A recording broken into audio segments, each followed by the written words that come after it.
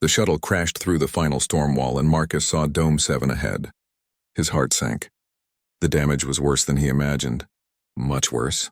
The dome looked like a broken egg. A massive crack ran from the top to the base, splitting it almost in half. Smaller fractures spiderwebbed across the entire structure. Blue emergency force fields shimmered in the gaps, the only things keeping the air inside. Those fields flickered and weakened even as Marcus watched. They would not last much longer. Marcus landed the shuttle in the emergency airlock. The outer door opened, but slowly. Ice had formed in the mechanisms. Everything was dying here, freezing one piece at a time. Inside the dome was chaos. People huddled in small groups, wrapped in blankets and emergency thermal sheets.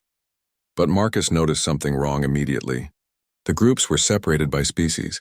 Humans in one corner, the insect-like creche in another section, the crystalline lumini gathered near the dome's center, where their bodies could catch any remaining light. The gaseous eth forms floated together near the ceiling, their cloudy bodies barely visible in the dim emergency lighting. No one was working together. Fear had divided them. Elena pushed through the crowd. She was tall. With her father's dark eyes and determined jaw, she wore a medical officer's uniform, but it was torn and stained. She had been working nonstop, Marcus could tell. "You actually came," she said. Her voice broke. "I did not think anyone would." "Your father would not have left you," Marcus said. "Neither will I." Elena led him through the dome. The temperature inside was cold enough to see their breath. Marcus checked his wrist monitor. -15 degrees Celsius and dropping. In another day, it would be cold enough to kill the humans. The other species would die even sooner or later, depending on their biology. "Show me the structural damage," Marcus said. They walked to the dome's main support column, or what was left of it. The column had been titanium-reinforced steel, designed to hold up the entire weight of the dome's roof. Now it looked like a crushed can. The meteor had hit it directly. The column's fragments were held in place only by the emergency fields. Marcus pulled out his scanner and examined the break. The readings made his stomach turn. Every single major support structure was compromised. The heating system's main power relay was destroyed. The oxygen recyclers were running on backup power that would die in 2 days. Even the water system was failing. The collective engineers had been right. This was impossible to fix. Not with proper equipment. Not with a full team. Certainly not with one broken-down veteran and hand tools. "Can you repair it?" Elena asked quietly. Marcus looked at her. He should say no. He should be honest. This was a suicide mission and he would probably fail. But then he remembered Danny's face as he died. Remembered 15 soldiers suffocating because Marcus had hesitated, had second-guessed himself, had followed procedure instead of trusting his instincts. "I have an idea," Marcus said. "But it is going to sound crazy." "Crazy is better than dead," Elena said. Marcus gathered everyone in the dome's center. 200 pairs of eyes watched him. Human eyes, compound creche eyes, luminized faceted crystal surfaces, the swirling patterns in the eth form's gaseous bodies. All of them were afraid. All of them had given up hope. "My name is Marcus Webb," he said. "I am a human combat engineer. The collective abandoned you because they follow rules. They calculate costs. They design perfect solutions. But I am human. We do not do perfect. We do messy. We do whatever works." A creche clicked its mandibles in anger. "Your species is reckless. That is why the Void War nearly destroyed everything. Human improvisation is dangerous." "You are right," Marcus said. The creche looked surprised. "We are reckless. We break rules. We take risks. But right now that is exactly what you need. Because the safe, logical, rule-following choice is to sit here and freeze to death." Silence. Then Illumini spoke, its voice like wind chimes. "What is your plan, human?" Marcus took a deep breath. "The dome cannot be fixed normally. We do not have time or materials, but we do not need to fix it. We need to keep it standing for 72 hours until real rescue can arrive, and we need to generate heat." "The heating system is destroyed," an eth form whispered, its voice like distant thunder. "Yes. The machine is dead, but you are not." Marcus pointed at the lumini. "Your species generates light energy when you absorb radiation. You have been saving power by staying dim. What if you shine bright?" The lumini flickered with confusion. "Our light is not heat. But light becomes heat when it is absorbed," Marcus said. "And you." He pointed at the eth forms. "Your gas bodies create thermal displacement. You are warm by nature. What if we channel that warmth? Impossible, an ETH form said. Our biology cannot power machines. Not with collective engineering, no. But humans do not play by those rules. Marcus pulled out a datapad and started sketching. We create a living circuit. Luminae absorb the gas giant's radiation and emit light. We focus that light using the dome's broken panels as mirrors. The light hits thermal collectors that I will build from the shuttle's heat shields. The collectors warm the air. The ETH forms circulate that warm air using your natural convection. The creche and humans maintain the physical equipment. A human woman in the back spoke up. That violates every safety protocol. Mixing biological and mechanical systems is forbidden. By the collective, yes, Marcus said. But the collective is not here, I am. And I am telling you this will work. How do you know? The creche demanded. Marcus met its compound eyes. I do not. But I know doing nothing will definitely kill you. So you have a choice. Follow the rules and die, or break the rules and maybe live, Elena stepped forward. I trust him. My father trusted him. Marcus Webb saved 20 soldiers during the Void War before. She paused. Before the incident. He knows what he is doing. Marcus winced. She did not know the whole truth. 20 soldiers saved, yes, but 15 others dead because he hesitated, because he followed procedure instead of acting. That mistake haunted him every day, but he could not let it happen again. I need everyone working together, Marcus said. Humans, Crash Luminae, ETH forms. No more separate groups. We are one colony now. We survive together or die together. The Creche clicked its mandibles. Why should we trust you? Your hands shake.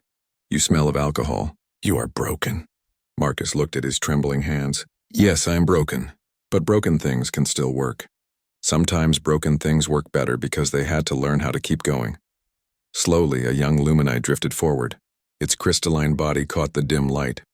I will help. We have nothing to lose, then a human, then an ETH form, then more, not everyone. Some still huddled in fear, but enough to try. Elena touched Marcus's shoulder. Thank you, she whispered. Marcus nodded. He did not tell her that his hands were shaking worse now. He did not tell her that every instinct screamed this plan would fail. He did not tell her that he was more afraid now than he had been in combat. Instead, he picked up his tools and got to work. The clock was ticking. 72 hours to do the impossible. Marcus Webb stared at the bottom of his glass. Empty again. He reached for the bottle on his small table, but his hand shook too much. The bottle tipped over and rolled across the metal floor of his tiny room. He did not pick it up. What was the point? Outside his window, the lights of the main colony dome flickered. Rosetta Prime was a frozen moon, a ball of ice circling a giant gas planet. People called it the Rose because it looked beautiful from space. But beauty did not keep you warm. Beauty did not pay the bills. Beauty did not fix a broken man.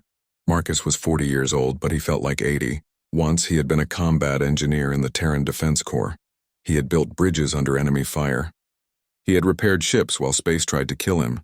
He had saved lives, but that was before.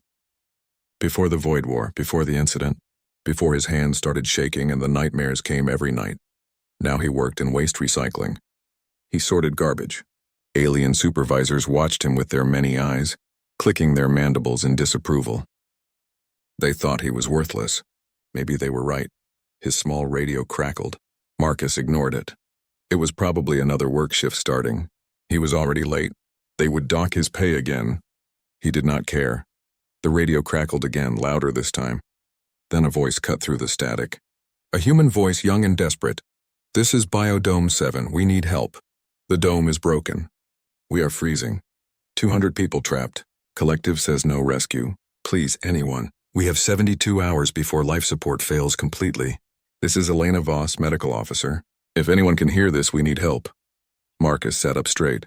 Elena Voss, he knew that name. His old squad mate Danny Voss had died in his arms during the Void War. Danny's last words were about his baby daughter, Elena. She would be 25 now. Marcus grabbed the radio. Elena, this is Marcus Webb. I copy your message. What happened? The reply came fast, filled with hope and fear. Marcus Webb? My father told me about you. A meteor hit us 3 days ago. The dome cracked open. Emergency fields are holding, but they are failing. The collective engineering team looked at the damage. They said repair is impossible. Too expensive. They abandoned us. Marcus felt something stir inside him, something that had been dead for 5 years. Anger, not at Elena. Anger at the collective.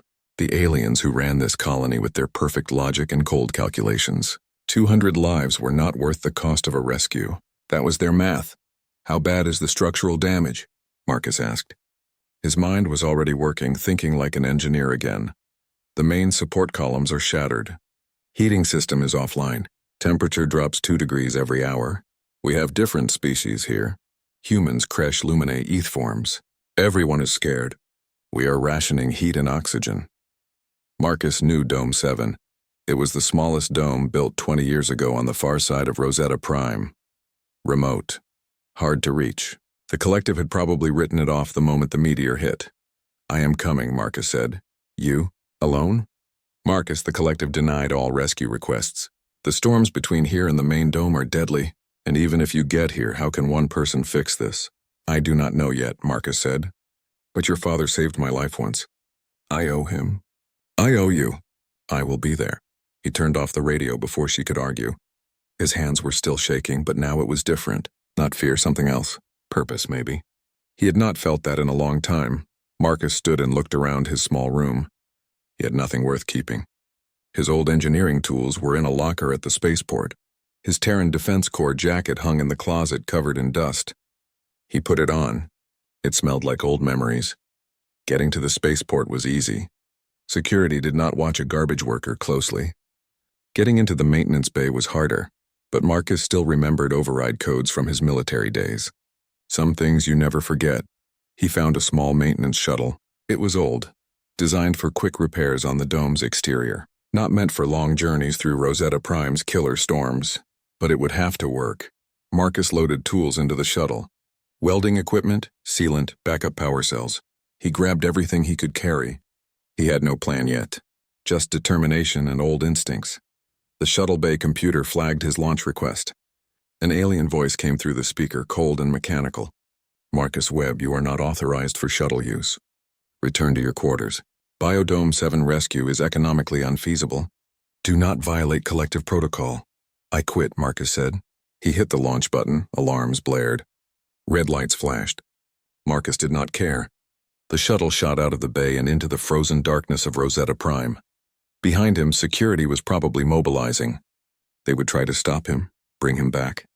But he had a head start, and he knew how to fly through places where sensors did not work. The storms hit him immediately. Wind screamed across the ice. Magnetic disturbances made his navigation screen flicker and die.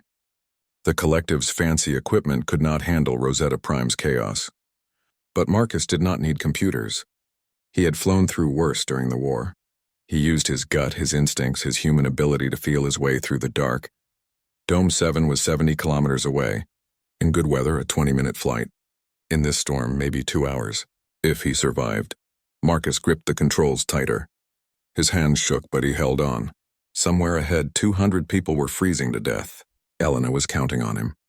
Danny's daughter. He had failed to save Danny. He had failed his whole squad, but maybe, just maybe, he could save Elena. The shuttle pushed through the storm. Ice hammered the hull. Lightning crackled across the sky, green and purple from the gas giant's radiation. Marcus flew blind, trusting nothing but himself. And for the first time in 5 years, Marcus Webb felt alive. Marcus worked through the first night without sleeping. His plan was insane by any normal standard, but normal had abandoned them days ago. He tore apart the shuttle's heat shields and repurposed the thermal panels. He welded together a framework using pieces of the broken dome. Every connection was rough, ugly, held together with whatever he could find. The creche watched him work with obvious disapproval. Their species built things precisely, following exact measurements and proper procedures. Marcus's construction looked like chaos. Metal pieces at odd angles. Wires bundled together with tape. Nothing matched. Nothing looked right, but it held. That was all that mattered. This is not how structures are built, a creche engineer said, clicking its mandibles in frustration. You are right, Marcus said, not looking up from his welding. This is how structures are kept from falling. Big difference. He showed the lumini where to position themselves. They needed to face the dome's largest cracks where radiation from the gas giant could reach them. The lumini were nervous. Absorbing that much raw radiation went against their survival instincts. It could damage their crystalline matrices. I know it is scary, Marcus said to them, but think of it this way. You are not just making light, you are making hope. Every photon you emit is a chance for everyone here to live. A young lumine named Crystal Sings at Dawn volunteered to go first. Its body began to glow, soft at first, then brighter. The light reflected off Marcus's crude mirror system. The reflected beams hit the thermal collectors. The temperature gauge moved up. Just 1 degree. But 1 degree was everything right now. Other lumine joined. The dome filled with light for the first time since the meteor strike. People stopped shivering. Children smiled. For a moment, hope felt real, but the ETH forms refused to help. Their leader, a being called Storm over Silent Plains, floated near the ceiling, watching but not participating. Elena approached them. We need your heat circulation. Without it, the warm air just rises and is wasted. We do not trust this plan, Storm over Silent Plains said. Human methods killed millions during the Void War. Their recklessness nearly destroyed the collective. Marcus overheard this. He stopped working and looked up. You are right. Humans made terrible mistakes in the war. I made terrible mistakes, but I learned from them. Did you? What do you mean? The ETH form asked. I mean, the collective's perfect logic abandoned you here to die. Human recklessness came to save you. Maybe there is something in between perfection and chaos that actually works. Storm over Silent Plains was silent for a long time. Then slowly the ETH form descended. Show me what you need. Marcus explained how the ETH forms could create air currents by moving in patterns. Their gaseous bodies naturally displaced air. If they spiraled through the dome in coordinated movements, they could circulate the warm air from the thermal collectors throughout the entire space. The ETH forms practiced. At first, their movements were random and the air currents collided. But Storm over Silent Plains was a quick learner. Within an hour, the ETH forms were moving in beautiful spirals, pushing warm air to every corner of the dome. The temperature climbed another degree. Then another. For the first time since the meteor hit, people started to believe they might survive. But then disaster struck. Marcus was welding a support beam when his hand started shaking badly. Not the usual tremor. This was worse. A full panic attack. His vision blurred. His chest tightened. He could not breathe. The welding torch fell from his grip. He was back in the Void War. Back in that moment. The ship was dying. His squad was suffocating. The life support system just needed one more connection. One more weld. But Marcus had hesitated. He had double-checked the manual. Followed procedure. By the time he finished, 15 soldiers were dead. Including Danny. Marcus. Elena's voice cut through the memory. She grabbed his shoulders. Marcus, look at me. You are here, on Rosetta Prime, with me. You are not in the war. That is the past. This is now. Marcus gasped for air. Slowly, his vision cleared. He saw Elena's face, concerned, caring, so much like her father. I cannot do this, Marcus whispered. I failed before. I will fail again. My hands shake too much. I am broken, Elena. Your hands shake because you care, Elena said firmly. Because you remember. Because you learned. That does not make you broken. That makes you human. A Kresh approached. The same one who had criticized Marcus's work earlier. Human Marcus Webb, your construction is holding. It should not work by our engineering standards. But it does. Perhaps there is wisdom in your chaos. Marcus looked around the dome. The lumini were glowing bright, their fear replaced by purpose. The ETH forms danced through the air, their movements graceful and precise. The Kresh worked on maintaining the equipment, their precise nature perfect for keeping Marcus's jury-rigged systems running. The humans coordinated everything, their flexibility allowing them to adapt to each problem as it arose. They were working together. All species, all differences set aside, united by the simple desire to survive. Marcus picked up his welding torch. His hand still shook, but Elena was right. The shaking came from caring too much, not from weakness. He could work with that. Okay, he said. Let us keep going. The next 24 hours were brutal. Problems emerged constantly. A thermal collector overheated and had to be rebuilt. One of the lumini grew too dim and needed rest, forcing others to work harder. A power coupling failed, and Marcus had to reroute electricity through systems never designed to carry that load. But every time something broke, someone fixed it. The creche used their precise engineering to calibrate the delicate systems. The humans improvised solutions to impossible problems. The Lumini pushed themselves beyond their safe limits. The ETH forms never stopped circulating the precious warm air. The temperature stabilized at 0 degrees Celsius. Not comfortable, but survivable. The oxygen recyclers kept running. The emergency fields continued to hold the broken dome together. 48 hours remained until the collective rescue ships would arrive. 48 hours to keep everything working. Marcus allowed himself to hope. They might actually make it. Then the main power coupling exploded. The explosion was small, but the damage was catastrophic. The entire power distribution system went offline. The thermal collectors stopped working. The emergency fields began to fail. Within minutes, the temperature would plummet. Within an hour, they would all be dead. Marcus ran to the power junction. His scanner showed the problem immediately. The main relay had melted completely.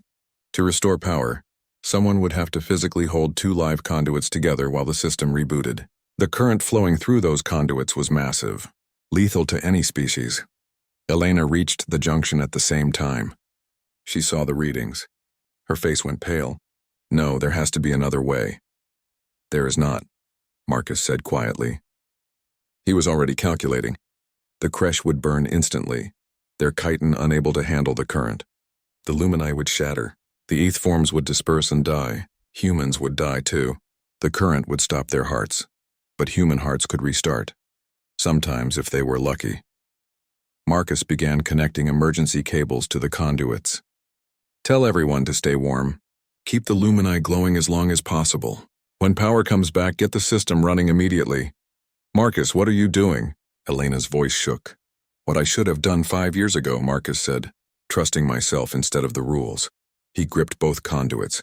The electricity hit him like a hammer made of lightning. Pain was the entire universe. Marcus's body was not his own anymore. It was just a conduit for electricity. A path for power that should never flow through flesh and bone. Every nerve screamed. His muscles locked rigid. His heart stuttered and stopped. But Marcus did not let go. Through the pain, through the dying, a single thought remained. Hold on, 3 minutes. The system needs 3 minutes to reboot. Hold on. His vision went white, then black, then white again. He could hear shouting, but the words made no sense. His hands were fused to the conduits now, his flesh melting where skin met metal. The smell of burning filled the air. In the darkness behind his eyes, Marcus saw Danny. His old squad mate stood in full combat gear, smiling that crooked smile he always wore before a mission. You do not get to die yet, Danny said. My daughter needs you. I failed you, Marcus whispered, though his lips did not move. I let you die. No, Danny said firmly. I died because war is hell and soldiers die.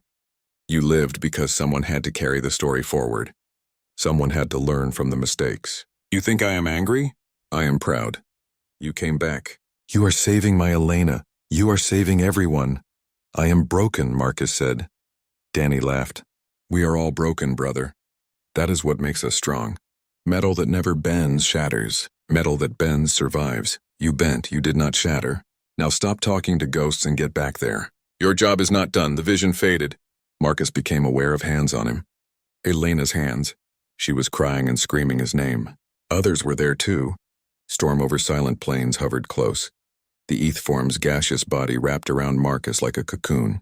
Crystal sings at dawn glowed bright, providing light for Elena to work.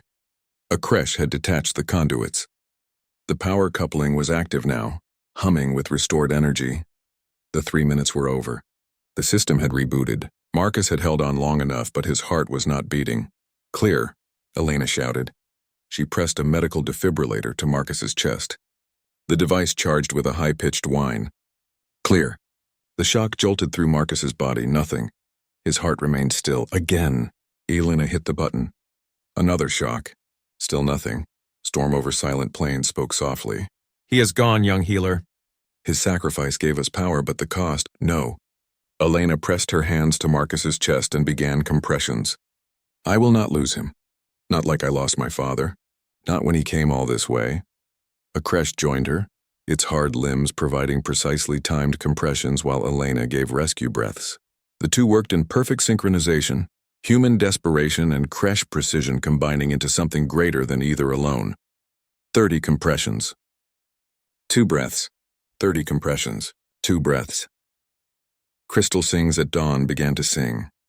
The Lumini's voice was like crystal bells, a sound that resonated through the dome. Other Lumini joined the song. The eth forms created harmonics with their gaseous vibrations. Even the Kresh added rhythmic clicking to the strange music. They were calling Marcus back. All species together, refusing to let him go. Elena felt something shift under her hands. A flutter. Weak but there. She pressed her fingers to Marcus's throat. A pulse, faint as a whisper but real. "Come on, Marcus," she whispered. "Come back, please." Marcus's eyes opened. He gasped, drawing in air like a drowning man breaking the surface. His entire body convulsed as his nervous system remembered how to work. The pain was still there, but different now. The pain of being alive instead of dying. "Elena?" His voice was rough, barely audible. "I am here," she said, tears streaming down her face. "You did it. Power is restored. The system is running. You saved everyone." Marcus tried to sit up.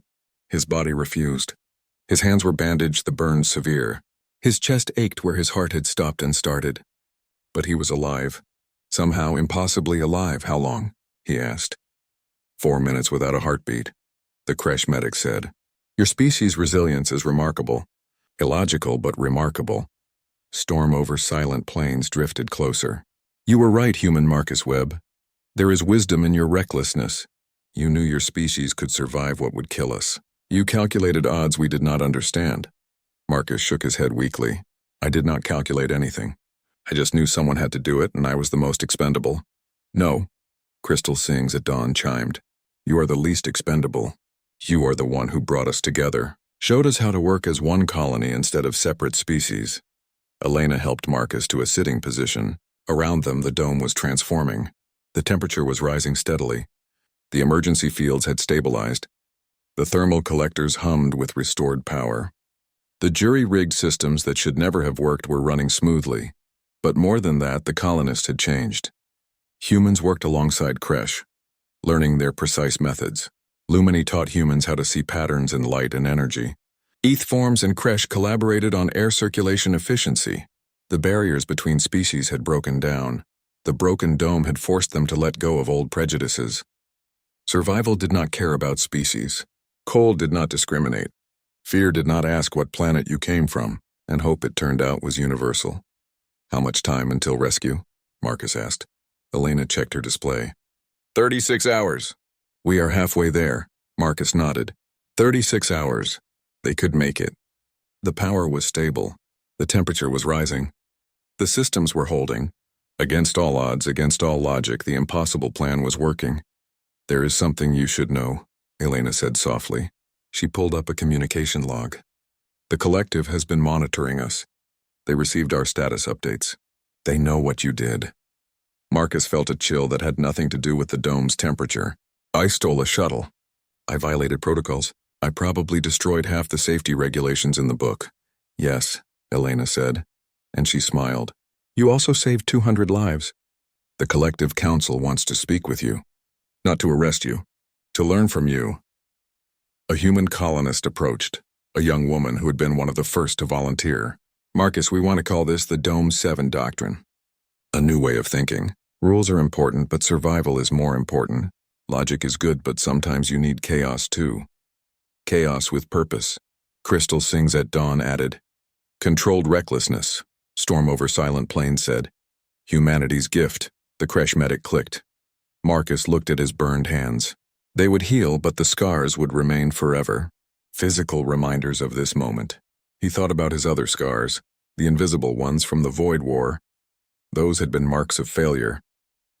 But these new scars? These were different. These were marks of redemption. "I am just a broken drunk who got lucky," Marcus said. Elena squeezed his shoulder gently, careful not to hurt his injuries. "No, you are the person who showed us that broken things can still save the world. That shaking hands can still hold us together. That the person everyone gave up on is exactly the person we needed." Marcus closed his eyes. For the first time in 5 years, the nightmares did not come. Instead, he saw the dome glowing with luminite light. He heard the harmonious sound of different species working together. He felt the warmth returning to the frozen rows. 36 hours until rescue. But they had already been saved. Not by ships or proper engineering or collective protocols. They had been saved by something simpler and more powerful. They had been saved by refusing to give up on each other. The rescue ships arrived exactly on schedule. Massive collective vessels that could have come days earlier if the bureaucrats had approved it. Marcus watched them land through the dome's cracked walls, their perfect hulls gleaming in the light of the gas giant. But something was different now. The colonists were not desperate refugees anymore.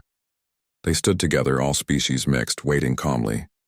The dome was still broken, still held together by Marcus's crazy patchwork of improvised repairs. But it was warm. It was safe. It was home. The collective engineering team came first, a group of officials from different species all wearing expressions of disbelief.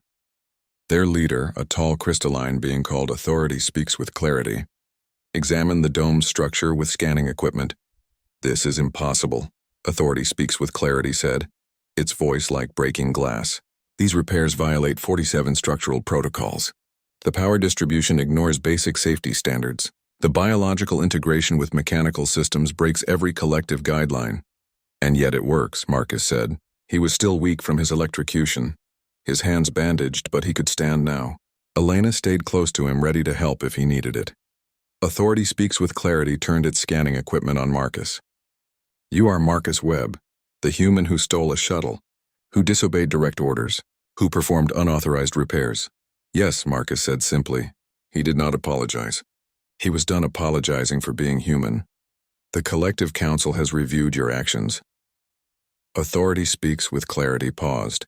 "You have been cleared of all charges." Murmurs spread through the assembled colonists. Marcus blinked in surprise. "Moreover," the collective official continued, "the Council has established a new engineering classification, Adaptive Crisis Response. Your methods, while unorthodox, demonstrated survival value that our standard protocols lack. You are being offered a position as the first instructor of this new discipline." "You want me to teach other engineers?" Marcus asked. "To teach them to break rules?" "To teach them when rules should be broken," Authority Speaks with Clarity corrected. "Logic and order are valuable, but your species has shown that flexibility and improvisation have value too. The collective has been rigid. Perhaps too rigid." Storm over silent plains drifted forward. "The human did more than save lives. He showed us how to work together. Before the crisis, we lived separately. Humans with humans. Creche with creche, each species isolated. Now we are one community." A creche engineer clicked its agreement. "I have learned that human methods, while chaotic, can be effective. And humans have learned that creche precision improves their improvisations. Together we are stronger." Crystal Sings at Dawn added its voice. "We Lumini always feared pushing our limits. Marcus showed us that sometimes you must risk breaking to avoid shattering. We are not fragile crystals anymore. We are part of something larger." Marcus looked at the colonists. They had changed. In just a few days, they had transformed from frightened individuals into a real community. The crisis had burned away the barriers between them. Not just between species, but between individuals. They knew each other's names now. They had worked together, suffered together, survived together. "I will accept the teaching position," Marcus said, "on one condition." "Name it," Authority Speaks with Clarity said. "Dome 7 stays as it is. Do not tear down my repairs and rebuild properly. Keep it exactly like this. As a reminder. As a symbol." The collective official was silent for a long moment. "The dome is structurally unsound by our standards. It cannot remain permanently inhabited in its current state." "Then make it a memorial," Elena suggested, "a place people can visit. To remember that sometimes the imperfect solution is the right solution." Authority Speaks with Clarity consulted with other officials in a rapid exchange of clicks, chimes, and gaseous whispers. Finally it spoke again. "Agreed. Dome 7 will be preserved as the Museum of Adaptive Survival. Its unofficial name will remain The Rose That Bloomed in Winter." The colonists cheered. Marcus felt something warm in his chest. Not pain this time. Something else. Something he had not felt in 5 years. Pride. The next few days were busy. The collective team stabilized the dome properly, while keeping Marcus's improvised systems in place.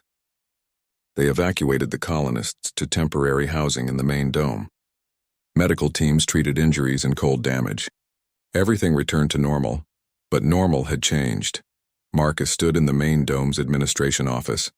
On the wall, someone had hung his old Terran Defense Corps jacket. Next to it was a photo of Dome 7 glowing with lumini light, the ETH forms visible as graceful spirals in the air, Kresh and humans working side by side. The image had gone viral across the collective. People from 100 worlds had seen it. The frozen rose that finally bloomed, someone had captioned it. Elena entered the office. She carried 2 cups of coffee. Real coffee, not the synthetic stuff. A gift from the grateful colonists.